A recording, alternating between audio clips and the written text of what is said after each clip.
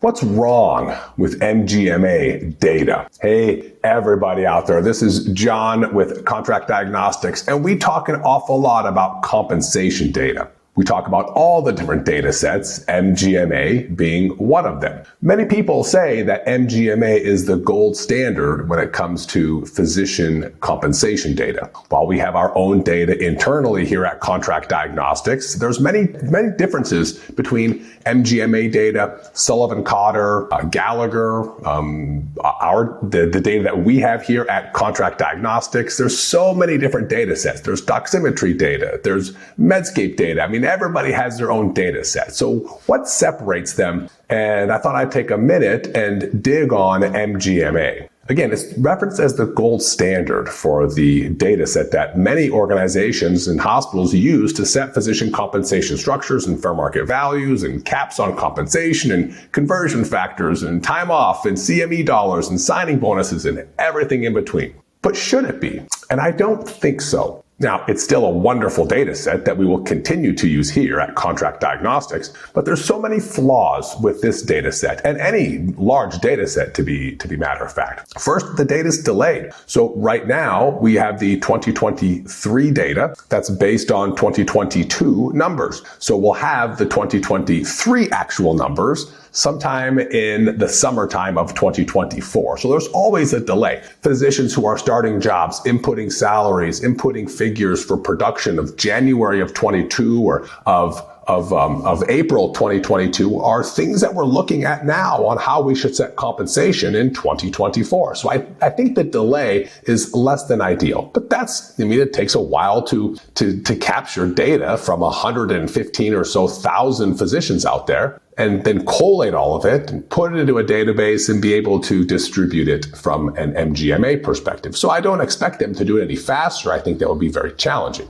But that also brings up another point. It's 115, 120,000 physicians. Well, depending on what numbers you look at, there's 950,000 physicians practicing in the United States. So a representative size, I'm not quite sure that it is. It's large, but it's not representative of maybe the entire data set that it could be if it was more robust and there was a different reporting structure. There's obviously selection bias with any data set. So a physician who's making $2 million a year might not be taking the survey. And conversely, a physician that's working much less and getting paid much less is maybe not going to take the data too seriously and enter their information as well. But that does bring up another point. Yet the compensation data from MGMA or any data set from that fact doesn't take into account full-time or part-time. So as we transition to more 0.8 FTEs here, we've seen physicians transition to different roles in organizations. If a physician is a pulmonologist, but they're also the medical director, it doesn't say that they're 0.9 pulmonology and 0.1 of the medical director role. It simply says that they took the survey. So when we have numbers that says the average starting salary is, or the average production on RVUs is, we don't know if everyone's working full-time or what percent of the people were part-time. There's also many challenges when it comes to hourly or shift workers. So hospitalist data, home critical care data, emergency medicine physicians, everybody else in those shift type or hour-based roles, the compensation is just aggregated for the year. So it might say the average emergency medicine doctor makes $350,000. But we don't know if he or she is working 10 shifts a month or 14 shifts a month. We don't know if the shifts are 12 hours or 14 hours. Depending on the data set that you look at, you might not even know if they're working days or nights. It's underwhelming on how the data for certain specialties can be looked at. There's also not a great way right now to represent value-based pay. So we're seeing about 27% of physicians have some kind of quality bonus or value-based compensation. And right now, the MGMA doesn't display that. It just talks about total compensation, and it talks about, production numbers, RVUs, or collections. Maybe their production is lower because of a lot of the metrics that they're capturing from the quality bonus. Maybe quality bonus 3% of their salary. I've seen up to 10% of their salary. So if you're making $600,000 or $650,000, your quality bonus could be $65,000 a year. And likely not predicated on the number of RVUs you're doing, which throws off the conversion factors. But that's even another asterisk on the MGMA data because it doesn't report conversion factors. It reports compensation to RVU ratio.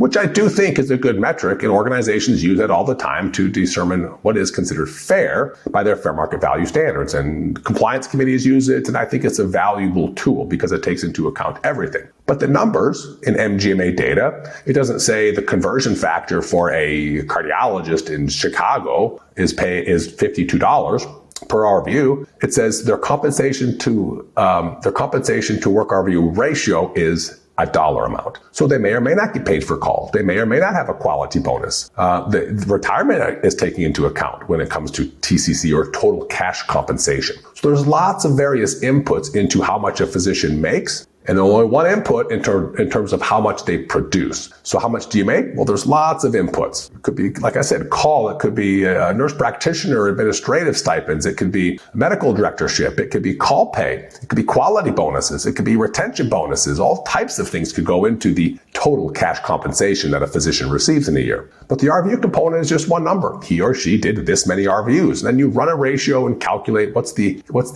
compensation to RVU ratio. And that's what's reported in MGMA, not that the conversion factor in Chicago for a cardiologist is a certain dollar amount, or that somebody had a tiering structure. So often we do see a tiering structure to RVUs. We might see a physician's paid, as an example, $51 up to 5,000 RVUs, and then over 5,000 they're paid $57. And then once they get to 9,000, they get paid $61. And once they get to 11,000, it goes down to $56. All structures are different and unique, and none of those are reported in MGMA. We just have the data. We just have the compensation, the total compensation, which, like I said, includes retirement accounts. So maybe you don't have that.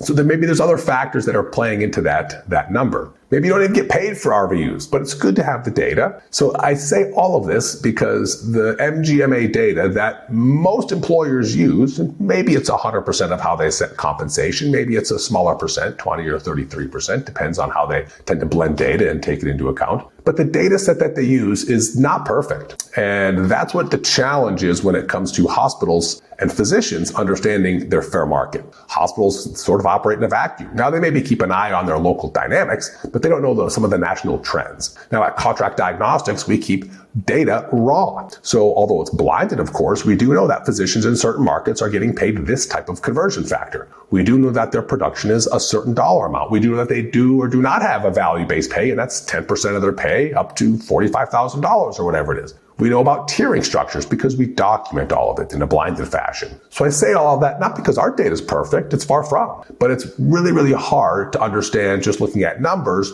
and then realizing what a physician should or should not make, which is why the story matters. And at Contract Diagnostics, we truly believe that the story matters, which is why all of our phone calls, all of our reviews include a phone call. So no matter what package you buy from us, we're hearing your story. We're understanding how the organization hires people, when the last time they did, if you want to be there forever or just for a year. All of those things matter when it comes to physician compensation. And you can't get those things just by looking at a data set, no matter if it's the gold standard MGMA, another data set, some aggregated, doximetry or Medscape with different data numbers, or if it's the data set that we have here at Contract Diagnostics. None of those things take into account the story of the individual physician, and we do think it matters. So although MGMA is the gold standard, I don't think it's perfect. And I don't think that anybody should look at MGMA, or an employer should look at MGMA and say, this is how we're going to set your pay. Because everybody's unique, every situation's different, and we truly believe that.